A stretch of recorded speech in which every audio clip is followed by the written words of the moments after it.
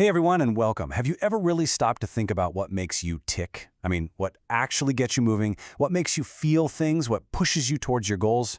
Well, today we're diving deep into the very core of the human experience, motivation and emotion. Think of it like this. We're going to look at the engine that powers you and the compass that guides you on your journey. Let's get into it. So let's just start with a super simple question. What got you out of bed this morning? Seriously, was it that annoying alarm? The thought of that first cup of coffee? A big deadline at work? Or maybe you were just genuinely excited for the day? Whatever it was, that's what we're talking about today. That's motivation in a nutshell. All right, so first things first, let's really unpack these incredible forces that are at play inside all of us. We're going to start with the engine, our motivation, and explore what exactly is pushing us to get things done. At its most basic level, motivation is just the wants or the needs that point our behavior in a specific direction. It is, quite literally, the why behind every single thing you do, from something small like grabbing a snack to something huge like chasing a lifelong dream. Now this why really comes in two main flavors. On one hand, you've got intrinsic motivation. This is the stuff that comes from within you.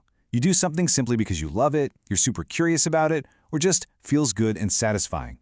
Then, on the other hand, you have extrinsic motivation. This comes from the outside world. You're doing something to get a reward, like money, a trophy, or maybe even just a pat on the back. And, in the real world, most of our motivations are a big, messy mix of both. But where does all this drive actually come from? I mean, what's the fuel for your fire? To figure that out, let's start with a really foundational idea that connects motivation right back to our own biology. Okay, think about it like this. Your body is kind of like a thermostat. It's constantly working behind the scenes to keep everything in a state of perfect balance, right? Just like the thermostat in your house kicks on to keep the temperature from getting too hot or too cold. This idea is absolutely key to understanding our most basic drives.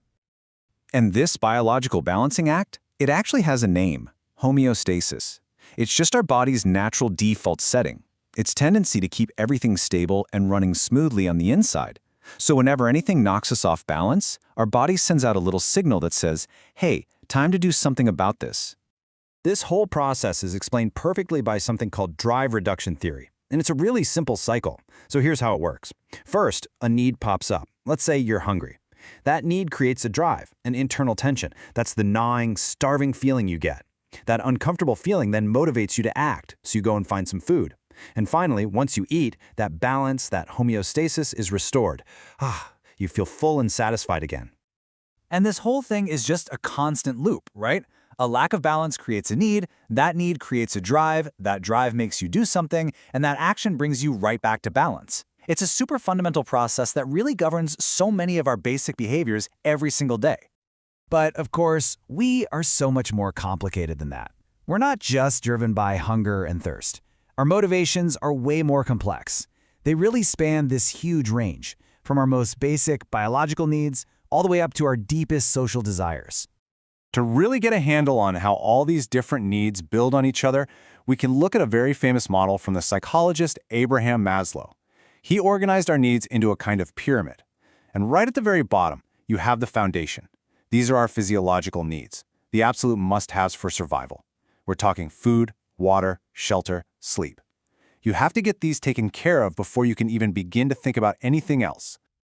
And here it is, the full pyramid. So once our basic survival needs are met, we move up a level to the need for safety and security. After that, we start seeking love and belonging, friends, family, being part of a community. Then comes esteem, the need to feel respected, to have confidence, to feel a sense of accomplishment. And finally, way up at the very top is self-actualization. This is all about fulfilling your unique potential, about becoming the very best version of yourself you can be. It's really a journey from just surviving to truly thriving. Okay, so we've explored the engine of motivation. Now, let's switch gears and turn to the compass that guides us on our journey. The rich, complex, and sometimes totally confusing world of emotion. Because, taking action is one thing, but how do we actually feel while we're doing it? Are we excited? Are we scared? Joyful? Frustrated? All of those feelings, those are our emotions, and they're every bit as important as the drive itself. So what even is an emotion when you get right down to it? Well, it's this complex, really personal experience. And the most important thing to get is that it's not just one thing. It's a combination of what's happening in your body, what's happening in your mind, and how you show it to the outside world. Let's break that down into the 3 key ingredients. First, you've got the cognitive part. That's your own thoughts and feelings about what's happening. Second is the physiological component. That's your body's physical reaction, like a racing heart or sweaty palms. And finally, the behavioral component. That's your outward expression, like a smile or a frown or a grimace. Every single emotion you feel is a cocktail of these 3 things. But this brings up a really fascinating puzzle in psychology. In this recipe for a feeling, which ingredient comes first? Does your body react, and then your brain goes, "Oh, that must be fear," or does it all happen at once? Well, one of the first major theories, the James Lange theory, argued that the body comes first. So imagine you see a snake. Your heart starts pounding, maybe you start to tremble a little bit. According to this theory, your brain then interprets that physical reaction as the emotion of fear. In other words, you are afraid because your heart is pounding. The feeling follows the physical response. But then, the Cannon-Bard theory came along and offered a totally different take. It said that the physical reaction and the emotional feeling happen at the exact same time, but independently. So that snake makes your heart pound and makes you feel afraid, all at once. In this view, one doesn't cause the other. They're just 2 separate reactions to the same event. So we have body first and we have at the same time. But what if both of these theories are missing a really crucial ingredient? What if our own interpretation of what's happening matters just as much as anything else? And this leads us to the third big idea, Schachter's 2-factor theory. It suggests that first you feel some kind of general physiological arousal. Your heart pounds. Then your brain immediately scans your environment to figure out why. So if you're on a first date, you might label that pounding heart as excitement. But if you're about to take a final exam, you might label that exact same physical sensation as anxiety. The emotion is created by both the body's reaction and the story your brain tells about it. Look, understanding all these concepts isn't just for a psychology class.